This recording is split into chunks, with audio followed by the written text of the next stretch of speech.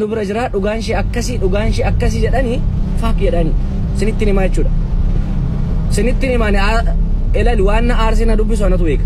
Si galee boollatti hin gadi gala otoo hin taane gaafan du'e boollumatti hin gala. Si galee abbaan barbaade immoo naas faraarree fakkeenyaaf na jiraachisuu anaan hin danda'u never achaalim yamma achaal lagan noo'e. Sinitti himaa jechuudha. Dhugaa namaa kan dubbatu Rabbidha. Inni jalqabaa jechuudha.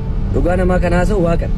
Garuu isaa gaditti dhugaa namaa beekna jettanii warri azzalaa dhugaa namaa awwaaltan be careful. Kana qofaadhaan kana sinitti.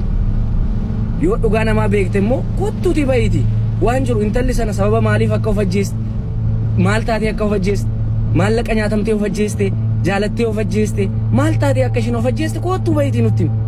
Sini galee? Eeyyoo nu baasta silaa dhugaa ishee atoo biran jirtu akkuma koo dhageesse bilbilumaan dhageesse intalli sana hin duutee dhageesse dhugaa maalii naa baasta miidiyaa irra teessi.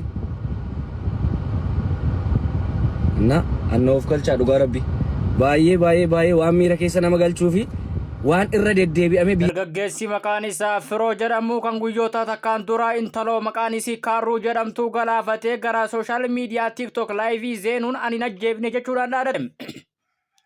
Namoonni hiriyoonni isii hedduun akka dubbataa jiranitti isiin bakki isiin itti of ajjeeftee fi du'aan isii itti argame fooqii inni keessa galuu fi inni keessa jiraatu jechuudhaan yoo dubbatan inni ammoo du'a isii akkuma nama takkaan bilbilaan dhagahee jechuudhaan dubbate. Dargaggeessi kun yoo ofiisaatiif hin ajjeefne eenyu akka ajjeese tolchee waan beekuuf seeratti nuuf dhiyaatu jechuudhaan dubbatan.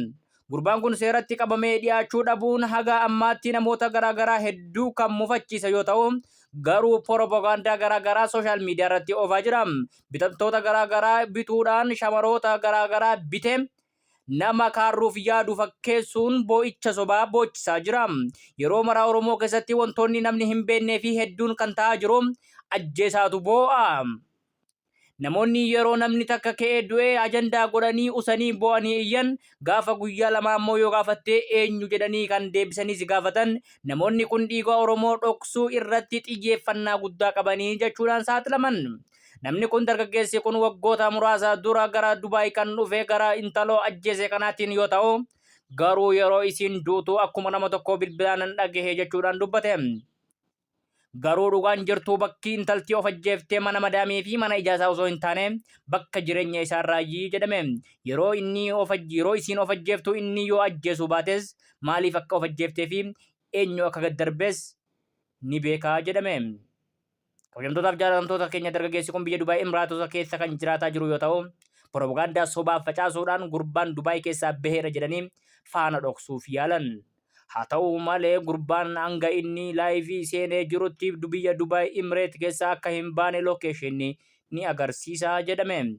Poolisiin Dubaay dhimma kanatti dhiyeenyaan akka qorachuu qabu namoonni hedduun kan gaafataa jiran yoo ta'u isinis ilmaan Oromoo intala Oromoo dhiigni intala qulqulluu kanaa dhangala'uun yookaan isin gubute viidiyoo kana sheer gochuudhaan laayik gochuudhaan wal biraan gaha. Dargaggeessi kun yoo qulqulluu ta'ellee poolisiin qoratee haa qulqulleessu jechuu barbaanne. Intaloon isa bira turte mana isaa gara mana raashii mana jaalallee isheetti kan ishiin boqotte achirraa kan of darbatte. Namichi jeessa jiraare? Hin qabamne bakka kalaas akkas hin qabamne. Waan tokko hin qabamne maalatee kun ikkoo. Of darbatteen kun ikkoo waa biraadha jechuudha. Ofii ishee osoo hin taane namnis ishee darbate mana jaalallee ishee taanaan. Sanaayyuu mana namaatti otoo amma soorii jettee istoorii namni godhattee turte? Hin godhanne hin agarreen. Istoorichi soorii jedhu. Maal gochuutu danda'ama? Maanni maal gochuu atammaa fakkeenyaaf seerriin jira bar biyya Dubaay keessatti moo sanaayyuu kan nama ajjeestee miti? Eeyyanii godhatteetti. Waan xiqqoo giraan aggaabbaye akkamitti to'annoo mana faatittu.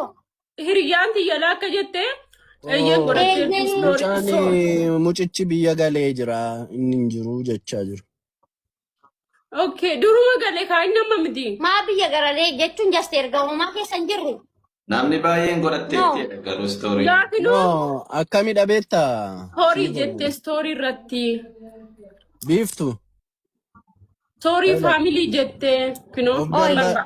Of darbatte jechuun hiika baay'ee qaba. Tokko mana dhiiraatti of darbatte jechuun mana hiriyaa ishee mucaan jira taanaani ofii of darbattee fi mucaatu darbateen adda ba'uu qaba. Lammata immoo akkuma ijoolleen jedhanii inni biyya jira taanaan ofuma ishee murtoo sana ofirratti fudhattee jechuudha. So Akka kan jedhani hin beeku. Mucaanii erga ishiin duutee biyya galee jechaa jiru naan jechaa hiriyyaan koo tokko jedhe. Lammataa immoo erga micoon kuni ani rabbiin afaradu ani hin beeku garuu soorii faamilii jettee stoora godhatteetti taanaan yoore ችግር አለ inni isaa darbatu baatu ofii sofaa darbattu ግን የሆነ ፖይንት አለ rakkinni wayii hin jira. So yaa ችግር ምንድን ነው? አንድ ሸመሩምት keenya kuni ani ልቤ ልስጣችሁ onneen keessa jiru አንዱ ቤዳ አንዱ ይመጣል ቲኮ ቆይ ስሚኝ ሲፎነ ደገኝ ራሽ ማል ጀቴና በሬስቴ ቤታ ኖ ከሌስ እርገሽኖ ፈጀሴ ብየ ገሌ ሙጫኒ ጃስት ሙጫን ኩኒ ወንጀል ተኮ keessa እንጅሩ ታና ማልቱ ብየ ሰገልቻ ዲምን ብየ ገሉፍ እንጅሩ በር ሴሪን ተዋታ ኦማር ከኬሳን ጋቡ ታና ወንትን ብየ ገሉፍ እንጅሩ ሚጫዮን እርገዱቴ እን በረራሴ ነች So akkasi simbo kaleessa galgala deeme inni erga isheen of ajjeesse.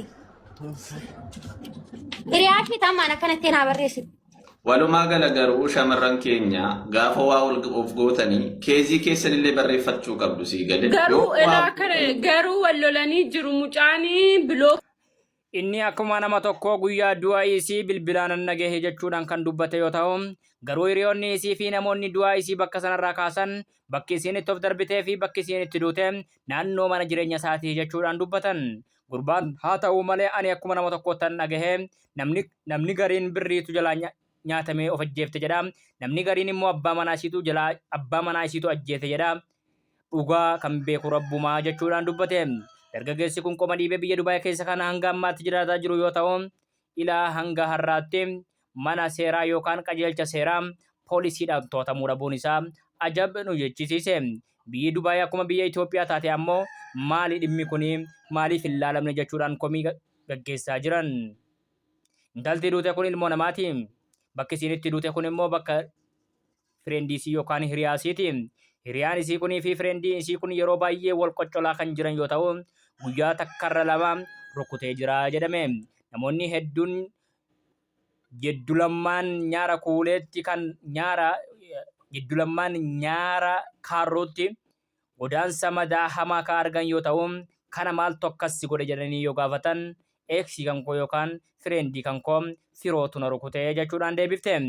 Intalti akka jechuudhaan dubbataa jirtu kun lubbuudhumaan kan jirtu yoo ta'u yeroo garaa garaatti jedduu qeerroo fi jedduu kaarroo fi jedduu firootti wal mufiinsii fi wal dhabbiin ni argamaa jedhan viidiyoo qullaas irraa waraabee bochisaa ture jechuudhaan dubbatan. Intalti kun maaliif of ajjeefte akkamitti of ajjeefte poolisiin akka qorachuu qabu kabajaan gaafannaa.